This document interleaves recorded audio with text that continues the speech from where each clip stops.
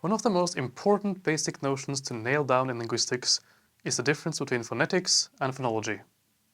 In this video, we will go through what each of these ways to represent speech mean both theoretically and practically when engaging with language description. Let's imagine we're going to analyze a language we know nothing about and have never heard before. In this video, we will use an example from Iraku, a Cushitic language spoken in Tanzania. Let's say our consultant provides us with the following sentence. How will we begin to analyze this utterance? Well, we start with exactly what we hear, the sounds as they are. This is the layer of phonetics. We will do our best to use the IPA to transcribe the utterance just as we hear it, providing as much detail as possible. We never know which aspects of pronunciation are important at this stage, so we must include as much as we can. For our clip, this can look something like this. What we have here is a phonetic transcription. We indicate that that's what this is by writing it in between square brackets, showing that it's concerned directly with pronunciation. This is a direct, surface-level representation of what our speaker said, or rather, what the linguist heard. But as linguists, we are concerned with analyzing language to reveal its inner workings. We don't care just about what people say, but about what is going on in the grammar of the language when they say it. And this brings us to the level of phonology. First, we need to establish some theoretical background. Phonological representation is concerned with the language's phonemes, so this concept is crucial. Let's start with an analogy that is quite different from sound: color. Colors in our world exist in a large spectrum with a potentially infinite number of different, distinct colors. That is the physical reality. However, in any given language, this infinite spectrum will be reduced down to a finite set of distinctions. A language will only have so many words for different colors. Let's zoom in to a particular part of the color spectrum. In English, we will think of this section as containing two colors, green and blue, roughly divided like this. To the left, everything is blue, and to the right, everything is green. But not all languages follow this logic. Other languages, of course, have different words, but not only are the words themselves different, the concepts behind them are different too. Different languages slice up the infinite spectrum of colors into different sets of discrete concepts. For example, in Italian, this section has three colors. The blue nuances are fundamentally split into blu and azzurro.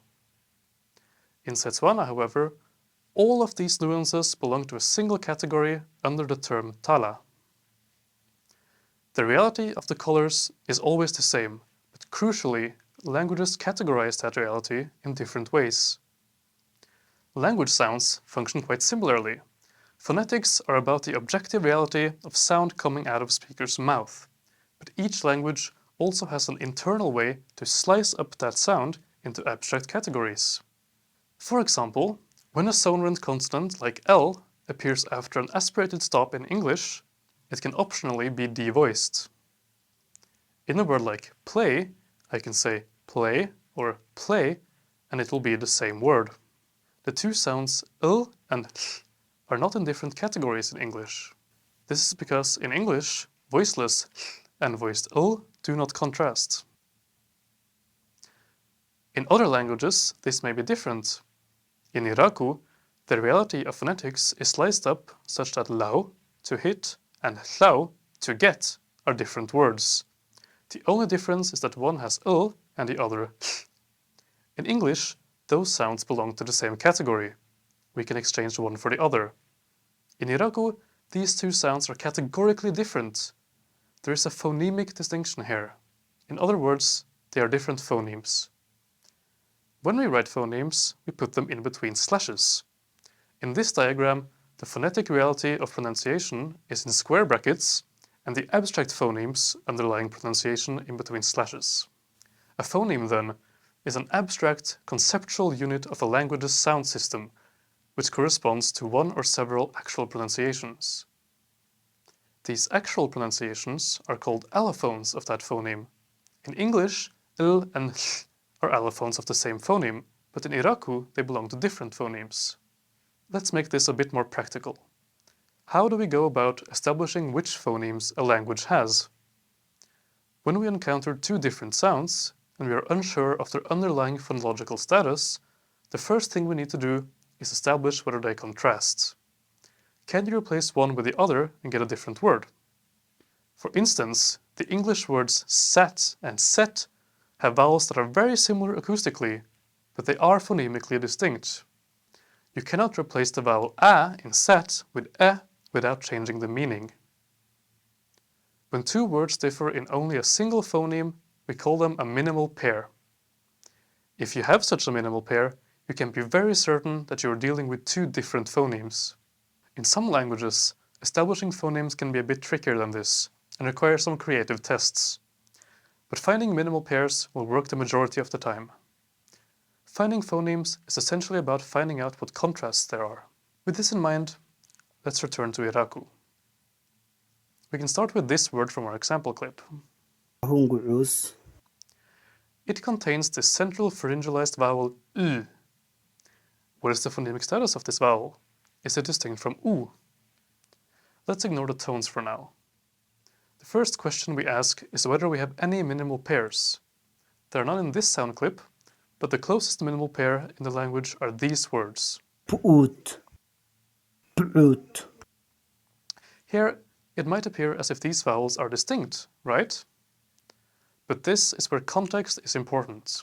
The consonant in the middle is a glottal stop in one and an epiglottal stop and pharyngeal fricative in the other. This is not a true minimal pair. If we look at other words, we find that the central vowel U only ever appears next to the pharyngeal consonants A or Ha. And next to these two consonants, the back vowel U never appears. A word like puut or puut is never found in Iraku. What this tells us is that U and U never actually contrast. Which pronunciation we get is determined entirely by the consonants surrounding the vowel. As such, we can say that both of these sounds, U and U, belong to the same underlying phoneme. To the ear of a native speaker, and within the logic of the language, these vowels are the same. As we have seen, we represent phonemes in between slashes. Its allophones are actually pronounced. They are phonetic reality, so they get square brackets. This is just one example of the kind of analysis required for phonemic transcription. We had to look at many different words, not just this one sentence, to establish the status of these vowels. After thoroughly analyzing all the sounds of Iraku in this way, we will be able to provide a phonemic transcription of this sentence, like so. Now that we have a basic grasp of these concepts, let's have a look at an example of good linguistic practice from a recent grammar, Somali Grammar by Christopher Green. Here, I want to draw your attention to the way the author uses phonemes. They are abstract and not used to show pronunciation. They are the underlying units which are the topic of this paragraph. When actual pronunciation is shown, it is always written phonetically between square brackets. Somali also has an orthography, an official writing system, and indeed it is used for each example word here, written in italics. Here Green has also made a slight modification. Somali orthography does not typically indicate tone, which is distinctive in Somali. Therefore, the author added tone marking, which is used throughout the rest of the grammar. Using an orthography in a linguistic work, either an official orthography or a practical one, is both fine and common, so long as it is never used to show pronunciation. Okay, that was a lot of information. Let me repeat the key distinction between phonetics and phonology one last time. Phonetics is directly concerned with surface-level pronunciation. It is how you represent actual sounds, and it comes in square brackets.